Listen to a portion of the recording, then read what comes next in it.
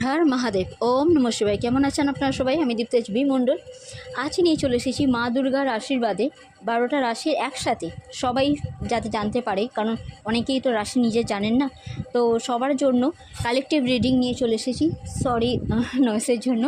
But মা দুর্গার কী আশীর্বাদ তার আগে বলি, সবাইকে শুভ শারদিয়া। মা দুর্গার আশীর্বাদ সবার মাথার উপর থাকুক এই কামনা করি। চলুন দেখে নেওয়া যাক কী আছে। প্রথমেই বলবো, আপনারা কিছু একটা ম্যাজিক ক্রিয়েট করতে চলেছেন।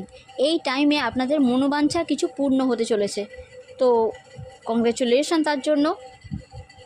তার সাথে সাথে অবশ্যই বলবো, আপনারা যেটা চিন্তা ভাবনা করবেন, যে ভাবনাটা আপনারা ভাববেন, জানবেন যে আপনাদের সেই ভাবনার পিছনে আপনারা এমনি এমনি ভাবছেন না, মা দুর্গা চাইছেন তাই আপনারা ভাবছেন।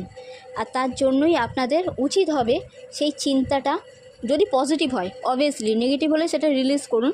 পজিটিভ যদি হয় তাহলে অবশ্যই সেই চিন্তাকে ধ্যানের মাধ্যমে আরও ভালোভাবে চিন্তাভাবনা করুন, আরও ভালোভাবে সেটাকে জাগিয়ে তুলুন।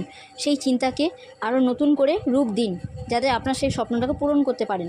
আর তার জন্য ফ্রিডম খুব দরকার। নিজেকে উন্মুক্ত করে রাখুন, তবে গিয়ে বুঝতে পারবেন যে ভালোবাসার মাধ্যমে, ঈশ্বর তো ভালোবাসেই আমাদের, কিন্তু আমাদের আশেপাশে অনেক জীবজন্তু পশুপক্ষী মনুষ্য রয়েছে যাদেরকে আমরা ভালোবাসতে পারি না। হয়তো কোনো সময় ক্ষতি করেছে তারা, তো তার জন্য। আবার কোনো সময় এমনও হয়েছে যে অজান্তেই ভুল বোঝাবুঝিতে খারাপ সম্পর্ক হয়ে গেছে।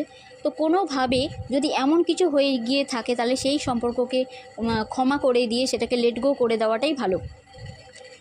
তার সাথে নিজেকে এটা বোঝান আপনারা যে মা দুর্গা বলছেন আপনাদের মধ্যে যে ক্ষমতা আছে সেটা পুরোপুরি সীমাহীন, অসীম ক্ষমতা অধিকারী আপনারা।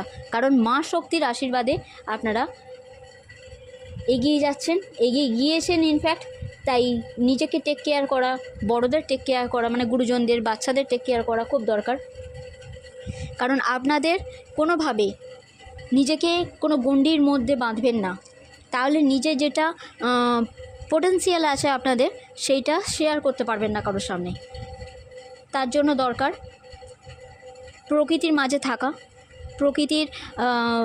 প্রকৃতি মাতার আশীর্বাদ নিয়ে প্রকৃতির মাঝে বসে প্রাণায়াম করা, যোগা করা, আর বৃক্ষরোপণ করা। বৃক্ষদের জল দেওয়া, সার দেওয়া, তাদের খেয়াল রাখা। তাহলে দেখবেন আপনারা অনেকাংশে, হ্যাঁ, আপনারা মাটিতে খালি পায়ে চলতেও পারেন, হাঁটা